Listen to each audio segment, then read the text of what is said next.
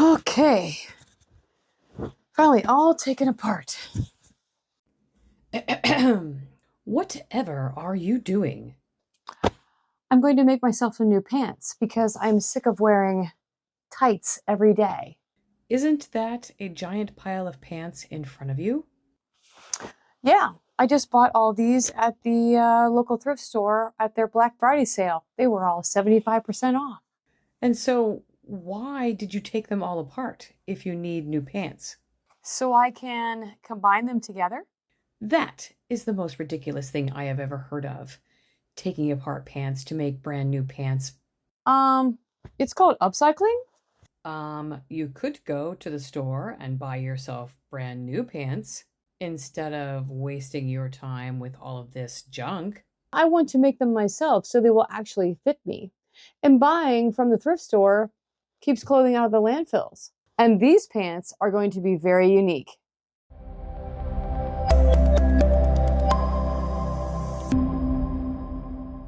Hello, and welcome to Tears of Joy Creative. In today's episode of Upcycling Madness, I'm going to attempt to take this huge pile of pants that I've just taken apart and combine them together to make some very unique looking pants. Because when it comes to pants, I have three choices. I have this pair that I made for myself many years ago. I really like them and I will wear them, but it's the only pair I've made for myself. I have this pair of jeans that's like, when I wear them, it's like they're painted on me because they're super tight and I just have outgrown them thanks to menopause. And I have tights. 9 times out of 10, this is what I'm wearing and I'm sick of it. And so I've decided to do something different when it comes to making pants. I'm going to use this Marcy Tilton Vogue number 8499 as my pattern. I'm making the longer version of the pants. And here's a detailed view of what that looks like. They have really cool lines and very deep pockets. So, this is the idea I had. These are from Pinterest, of course, and I want to put together something similar, but try to not make mine so patchworked. My combinations are a blue pair from the flower print, solid blue, acid wash jeans, and white jeans. A pink pair from a flower print, two solid pink pair, and white jeans. A painter's style pant from these beige colors. And lastly, a black set with this interesting brown swirl print and some white jeans. Now, I've made these pants before years ago in the shorter version, and I made a mock-up to double check the fit. I like how baggy they are, but wanted to make sure I had enough room in my waist, hips, and thighs. The waist gets cinched in with elastic in the back, and I think overall they look pretty good. This pattern is pretty simple in the way you put it together. It's basically 5 pieces. A back and side back, a front and side front, and the side front folds under and connects to an upper front piece that creates the pocket. It just took me a while to figure out how to cut out each section, but finally things started to fall into place and I just had to start cutting.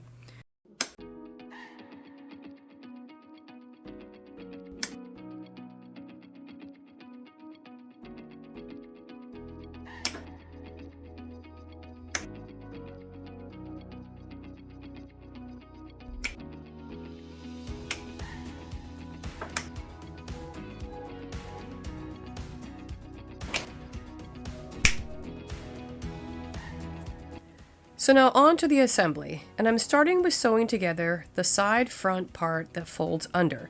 It does not matter that this is 2 pieces because it gets folded to the inside for the pocket.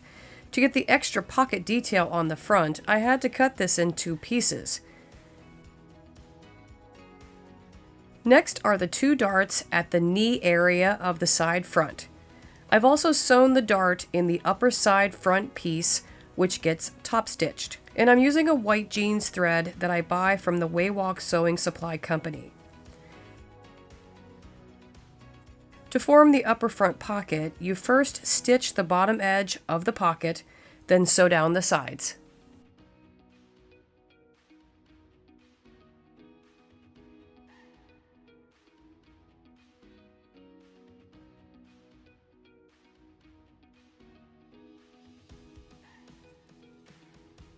And there we go. The first part of the side front leg. I really like the way this has turned out. And I think what I'm going to do with all 4 pair is do an assembly line like this. For the front, I did have to sew an extension piece to the bottom for the length, but I don't think it's that noticeable. This then gets attached to the side front. And of course, I'm serging off all my seams as I go. You then press the seam toward the front and top stitch. And here's what that looks like with the front and the side front now put together. Love these color combinations. And here's what the rest looks like. There's only one part that I wish I would have done a little differently when putting this pair together. There was a pocket here that looked like this, and I should have lifted it off the other side of the pant leg so that I could have put it back down when I sewed these two together. But I wasn't thinking about that, and I just cut it in half so I can't use it. And it's pretty noticeable here where I removed it. So I'm going to have to make some other kind of a pocket to cover that up. The back seam also gets an extension for length and then gets sewn to the side back. A sewing trick I've learned is that if one side seems longer, keep it on the bottom and the feed dogs will ease it in as you sew.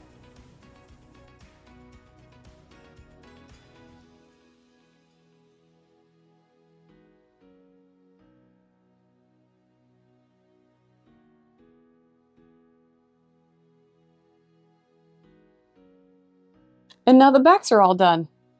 Let's check them out.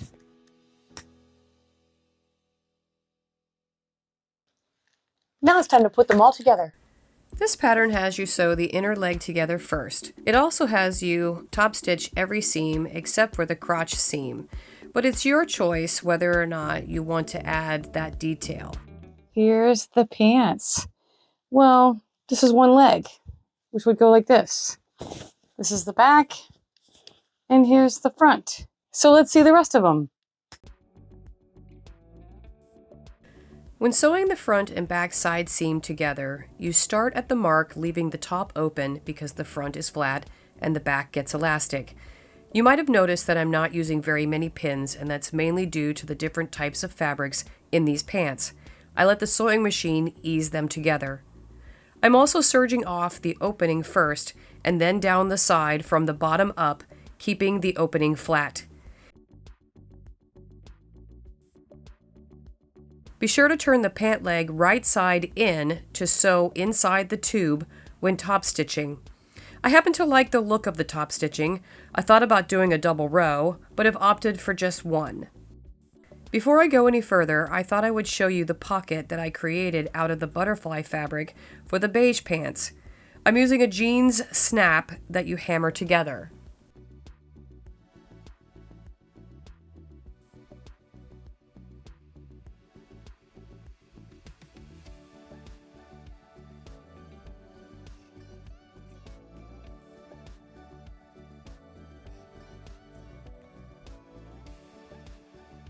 And then sewing it on using a double row of stitching.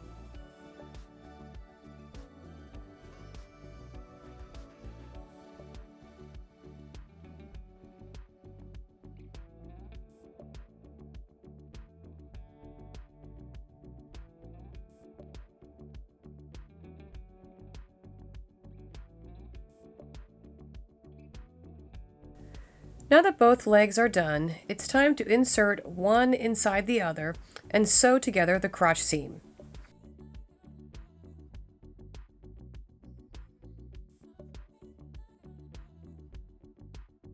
Now there is one part that I did not realize I needed, and that was a facing for the front to finish the waistband.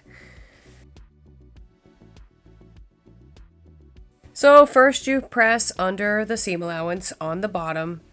After stitching it to the waist on the front, you trim the seam allowance, sew a row of understitching, turn the facing to the inside, and stitch it in place, being sure to catch the folded edge.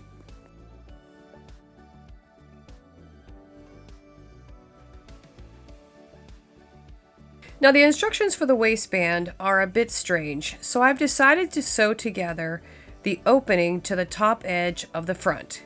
Then you fold under the seam allowance and fold down the back waistband and stitch it in place, making a casing for your elastic. Then using the guide they give you for the length of your elastic, insert the elastic through the casing using a safety pin and stitch the ends in place. And now I think I'm ready to try a pair of these on. All right. Well, before I go any further, now that I've tried these on, I love them, but I hate them. I like the bagginess, but they're too baggy. Adding the extra inch to the waist makes them sit too low, and they need to be up about like this, about an inch. And this elastic has got to go. They're just, they feel like they're wanting to fall down. The fabric is heavy because it's, jeans fabric in a lot of them. So what I'm going to do is I'm going to drop the waist an inch. I'm going to get rid of this. I'm going to take them in through the sides and this. And yeah, I have to take out all the top stitching, but that's okay because I really like the look of the pants. They just need some serious tweaking. So I'll be back. 24 hours later. And here is how I'm taking these in, and I am much happier with where this is going. I'm adding an invisible zipper to the front, as well as sewing on a regular waistband. I think I have one that should match each pair. What I do need to change, that I didn't notice till they were sewn together, is the front detail here and the skinny pockets on the center back.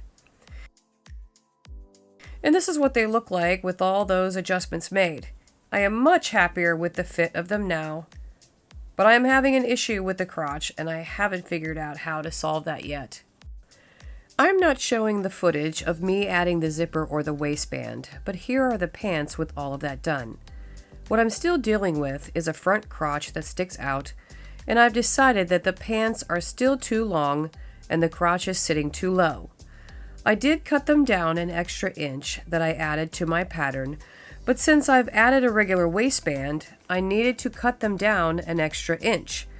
I've also decided to go back to the beginning and make adjustments to my mock-up pattern and adjust the crotch because I cut the rise too high. I believe that is one of the issues I'm having. I did cut another mock-up, and this time out of some muslin. And I made the same adjustments to it as I did the pants. Then I cut away the extra seam allowance, took them apart to compare them to my original mock-up so I could transfer the adjustments to it.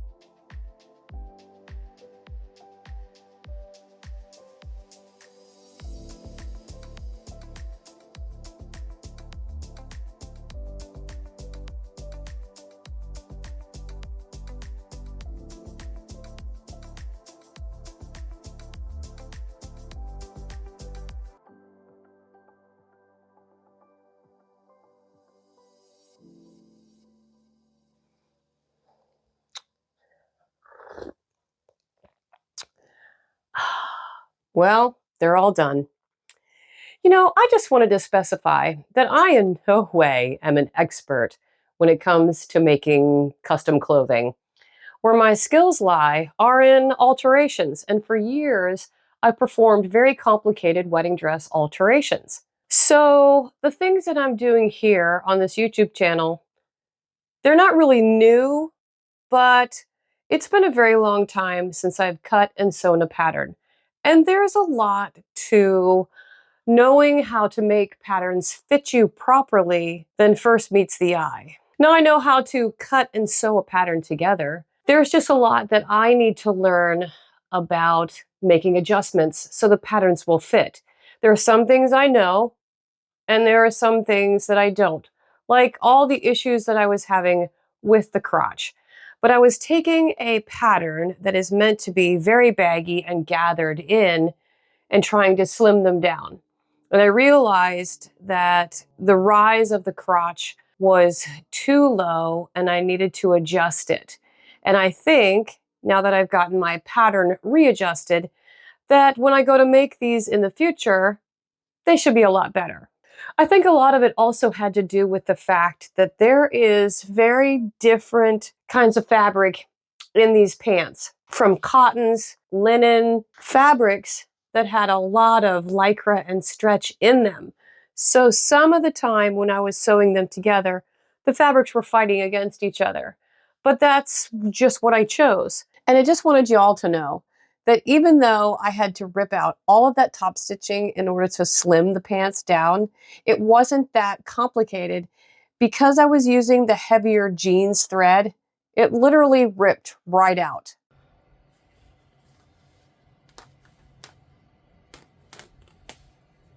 Even though the fit might be off just a little bit, it's not like I had a ton of money in them. All the pants that I bought were from a thrift store. I got them at 75% off, and so I probably paid maybe $1 or less for each one. So even if they would have just all ruined and gone in the trash, it was not a big deal. It was just my time that would have been lost. But I think I managed to salvage them, and I really do like this idea. And I did get a really big reaction from an upcycling group that I'm involved with on Facebook, and they really liked them. They thought that I was starting a new trend, which, who knows, maybe I am. I hope this video inspires you to try your hand at upcycling. There is an insurmountable amount of clothing available to us at thrift stores. And if you've made it this far in the video, thanks for watching. Don't forget to hit that like button and consider subscribing to my channel as the sewing madness continues, because yesterday my local thrift store had another big 50% off sale on 3 different colored clothing tags, and so I got each of these for probably $2 to $1.50 a pair. So now I can make more. See you in the next video.